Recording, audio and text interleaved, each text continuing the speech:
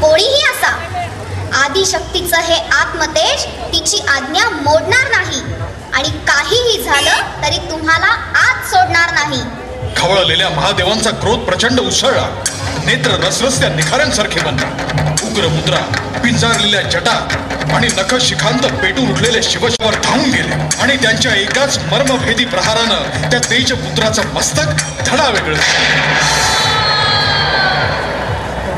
स्नानाहून जगदंबा परतली आणि तिनं तो अनर्थ पाहून आकांत केला. नाथ, हे काय अघटित घडलं आपल्या हातून? मी जन्माला घातलेल्या आपल्या पुत्राची दुर्दैवी हत्या झाली. माझा लाडका निष्ठावंत पुत्र गेला ना. आपण सर्वशक्तिमान त्रिभुवन स्वामी, अद्भुत लीला करते महाप्रतापी महादेव, माझा बाळ मला परत द्यावा. जगत जननीच्या व्याकुळतेनं भोलेनाथ पाघळले. महादेव आले.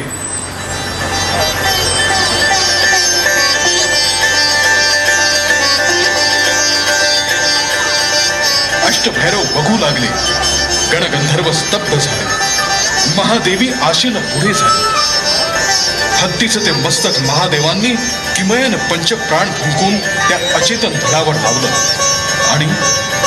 आणि शिवशक्तीचा तो पुत्र, अतुलनीय धैर्यधर तेज बालक, त्रिखंड वंदनीय गजानन चराचरांना मंगलदानासाठी साकार झाला.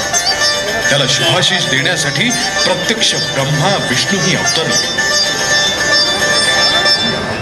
तुला आशीर्वचन देतो. तुझा महिमा, तुझं श्रेष्ठ